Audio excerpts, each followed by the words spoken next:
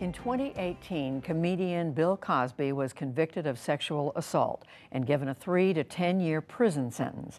Last year, that conviction was overturned by the Pennsylvania Supreme Court, which ruled that prosecutors had improperly used an earlier deposition by Cosby in which he admitted to drugging women. The Pennsylvania Supreme Court said he had done so in a civil lawsuit with an agreement that he would not face criminal charges. Now, a new documentary series looks at Cosby, the allegations against him, and his role as a major figure in American cultural history. Jeffrey Brown has the story for our Arts and Culture series, Canvas. We thought we knew Cosby. We never knew Cosby. We Need to Talk About Cosby. It's the name of a new 4-part documentary series that premiered recently at Sundance and begins this weekend on Showtime. For director W. Kamau Bell, the title expresses the urgency and importance of the subject. For me, it's like he was a transformative cultural icon. There's very few people on the planet who've ever gotten more famous than Bill Cosby. So he was a big figure, so I think we can ask some big questions. Does it make you uncomfortable that I'm black? As a stand-up comedian and host of the CNN series United Shades of America, Bell is used to addressing race and other big issues in his work. Bill Cosby had been one of my heroes. I'm a black man, stand-up comic. I was born in the 70s. But this? More trouble for Bill Cosby. The accusations just keep coming in. This was complicated. In the new series, it's also personal for a 48-year-old who grew up watching Fat Albert and the Cosby Kids and then The Cosby Show. I was born into a world where Bill Cosby was a part of the wallpaper of Black America. You say in this, you're a child of Cosby. Yes, that's the way I put it, because I was like, how do you describe that relationship? When I'd watched The Cosby Show, I felt like I was right there in there with the family. And then to become a stand-up comedian, because of his inspiration, to try to do good in my career because I saw him doing good in his career through philanthropy and he's an example. I was as confused as everybody else when all these stories came out. In We Need to Talk About Cosby, Bell gets people to do just that. Try to make sense of Cosby's game-changing place in American popular culture as comedian, actor, educator, philanthropist, role model. But all set against, at every point, the horrific acts detailed here. He interviews people who knew or worked with Cosby, other comedians, sociologists and writers on popular culture, experts on sexual violence. You tell anyone this story? Never told anybody.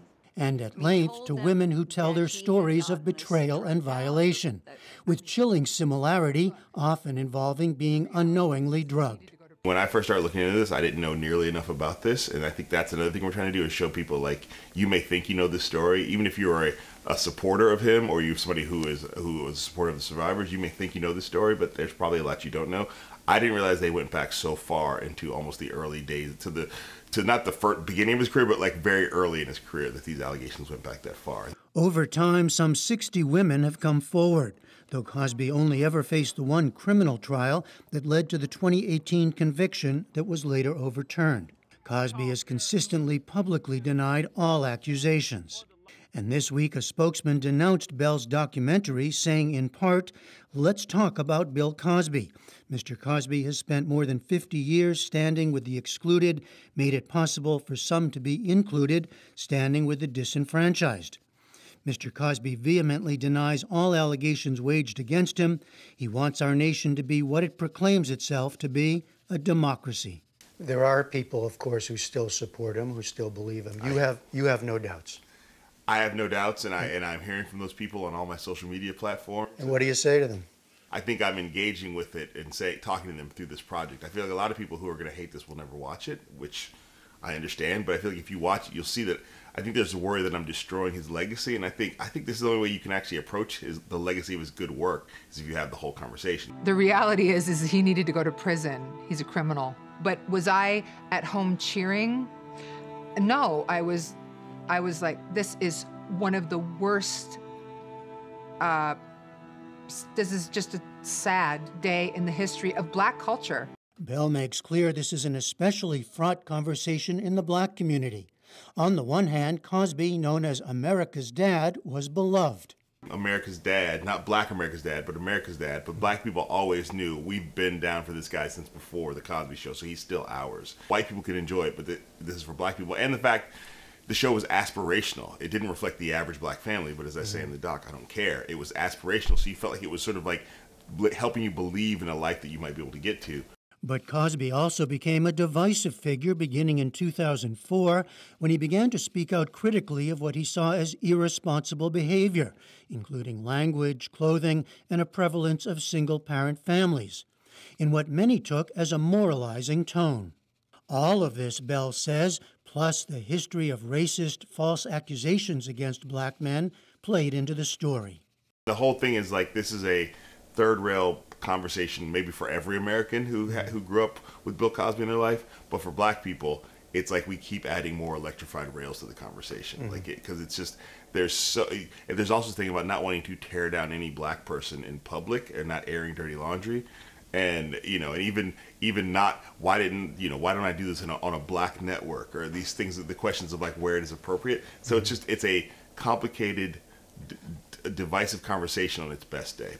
There's also a larger indictment here of a society that Bell sees as too often complicit in violence against women. We have to be able to learn something from this situation. And like I said, it's bigger than Cosby. We need to create a country where survivors of sexual assault and rape not only feel like they can speak up, but they want to speak up because they know they live in a society that is supportive and will help heal them and help them seek justice. The very first question in this is, who is Bill Cosby now? You're asking others. What's your answer? The answer that makes the most sense to me is one that Karen Amayo gives at the end. She was the ex-editor-in-chief of Ebony magazine. And there's something to the effect of Bill Cosby could be key in understanding America. And so for me, that's why this is worth talking about. Like, Bill Cosby is like the catalyst to understanding this American experiment in many ways, through the lens of racism and through the lens of sexism, misogyny, rape culture. He could be the key to helping us see, diagnose, and hopefully solve those problems. That's asking a lot. For sure. But don't we have to ask a lot? Aren't those problems big enough to ask a lot? We Need to Talk About Cosby begins Sunday on Showtime. For the PBS NewsHour, I'm Jeffrey Brown in New York.